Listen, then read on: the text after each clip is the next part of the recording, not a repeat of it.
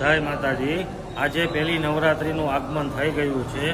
શ્રી ચામુંડા માતાજીના મઢની અંદર ઝવેરાની સ્થાપના થઈ ગઈ છે। તો દરેક ભક્તજનોએ ઝવેરાના દર્શન કરી અને માતાજીના આશીર્વાદ લેવા। જય માતાજી।